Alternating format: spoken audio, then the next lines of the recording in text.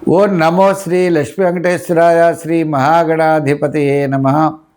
గురవే సర్వలోకానాం విషజే భవరోగిణాం నిధియే సర్వ విద్యానాం దక్షిణామూర్తియే నమః. ప్రేక్షకుల నమస్కారాలు తెలియజేస్తూ మనం ఈ వారం రాశి ఫలాలు తెలుసుకుందాం. 12/4 నుంచి 18/4/2026 వరకు ఉన్నటువంటి గ్రహాల యొక్క పరిస్థితులను అనుసరించి మనం రాశి ఫలాలు తెలుసుకుందాం. చంద్రుడు మన విషయానికి వచ్చినట్లయితే చంద్రుడు మకర, కుంభ, మీన, మేషరాశుల్లో ఈ వారం చంద్ర సంచారం ఉంటుంది. ఇంకా మిగిలినటువంటి గ్రహాలు మనం చూసినట్లయితే పర్వాలేదు.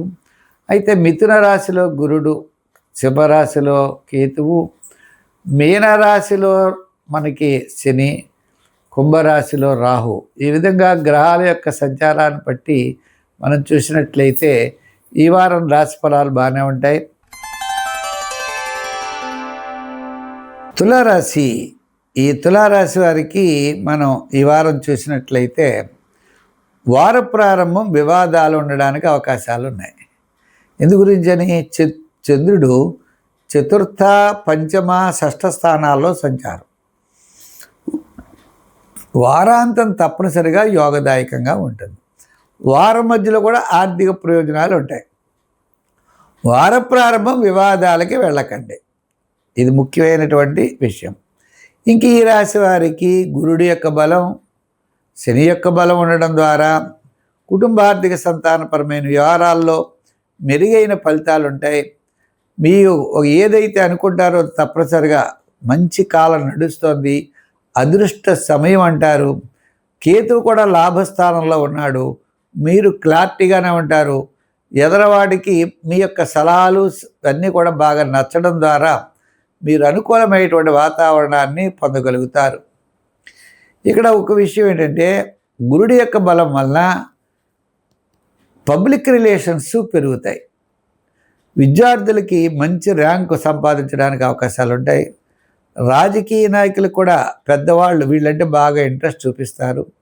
వృత్తుల వారు కూడా న్యాయవాదులు, వైద్యులు, కళారంగం వారు, చిన్న చిన్న వృత్తులు చేసేవారికి ఆర్థికపరమైన డెవలప్మెంట్స్ ఖచ్చితంగా బాగుంటాయి. అన్నిటికంటే ఫ్యామిలీ రిలేషన్స్ చాలా బ్రహ్మాండంగా ఉంటాయి. సంతానపరమైనటువంటి అభివృద్ధి కూడా ఉంటుంది. వ్యాపారాత్మకంగా చూసినట్లయితే రియల్ ఎస్టేట్ వారు, షేర్స్ వారు, ఐటీ రంగం, జనరల్, కిరాణా, మెడికల్, ఫ్యాన్సీ, లోహ, యంత్ర, వాహన, ఇలా మీకు చిన్న చిన్న బిజినెస్లు చేసేవారికి చాలా అనుకూలంగా ఉంది. సంచార వ్యాపారస్తులకు కూడా చాలా ప్రోత్సాహకరంగా ఉన్నది. ఇలా ఉండగా అంటే మొత్తం మీద ఈ యొక్క తులారాశి వారు వార ప్రారంభం జాగ్రత్తలు తీసుకుంటే మిగిలిన సమయం అంతా అనుకూలంగా ఉంటుంది. సంఖ్యల్లో 6, రంగుల్లో తెలుపు వాడండి. ఎక్కువగా మరి ఏది బాగుంటుందంటే సూర్య నమస్కారాలు చేయాలి. ఎంచేత సూర్యుడు ఉచ్చస్థానంలో ఉంటాడు రేపొద్దున్న. అంచేత మీరు సూర్య నమస్కారాలు కనుక చేసినట్లయితే తర్వాత అత్యద్భుతమైనటువంటి ఫలితాలు చాలా బ్రహ్మాండంగా మీరు పొందగలుగుతారు.